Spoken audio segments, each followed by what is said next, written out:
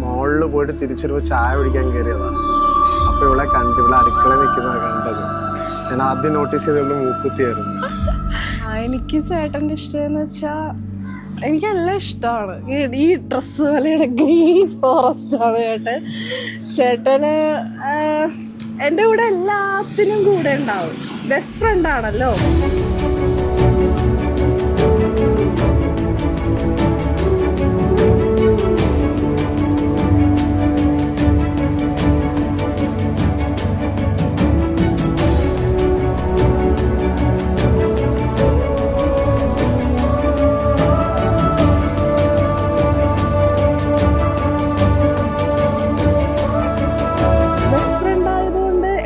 കാര്യങ്ങളും ചേട്ടൻ്റെ അടുത്ത് എല്ലാം ഷെയർ ചെയ്യും. അങ്ങനെ ഒരു ഇതില്ല, റെസ്ട്രിക്ഷനും ഒന്നുമില്ല. ഭയങ്കര ഹാപ്പിയാണ്. ചേട്ടൻ എപ്പോഴും എന്നെ ഹാപ്പി ആക്കാൻ നോക്കിക്കൊണ്ടിരിക്കും.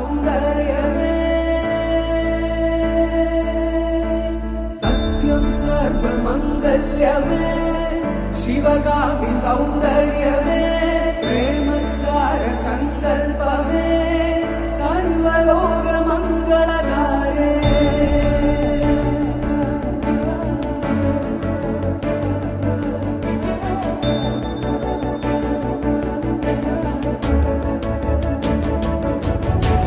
സത്യം സർവമംഗല്യമേ ശിവകാമി സൗന്ദര്യമേ പ്രേമസാര സങ്കൽപമേ സർവലോക മംഗളധാരേ.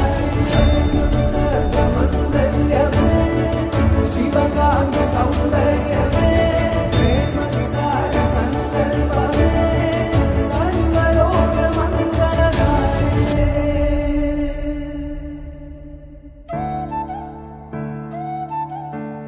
ഞാൻ ആദ്യമായിട്ട് എൻ്റെ കുടുംബത്തിൽ ഇങ്ങനെ ഒരു ഔട്ട്ഡോർ ചെയ്തിട്ടില്ല. എല്ലാവർക്കും വണ്ടടിച്ചിരിക്കുകയായിരുന്നു ഈ ഔട്ട്ഡോർ കണ്ടപ്പോൾ. Setup outdoor. ഇങ്ങനൊരു ഇൻട്രോ പോലും അവിടെ പ്രതീക്ഷിച്ചില്ല. കഥകളി, ചെണ്ടമേളം, പടക്കം, എന്തൊക്കെയാണോ അവിടെ ഉണ്ടായിരുന്നത് ദൈവത്തിനറിയാം. പക്ഷെ ഗ്രാൻഡ് വെഡിങ് ആയിരുന്നു, ഗ്രാൻഡ് വെഡിങ്. ഭയങ്കര സന്തോഷം തോന്നി.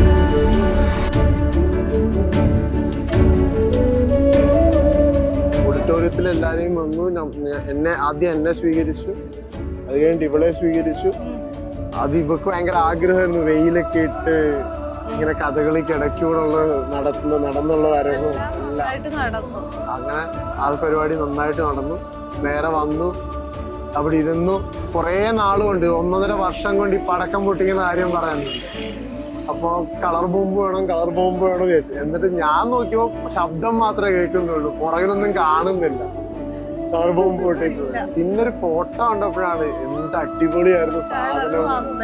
വീഡിയോ കണ്ടപ്പോ ഭയങ്കര സന്തോഷം തോന്നി. അടിപൊളിയായിരുന്നു. എല്ലാം സെറ്റായിരുന്നു. പിന്നെ എല്ലായിടത്തുനിന്നും ഒരു സപ്പോർട്ടായിരുന്നു. എല്ലാവരും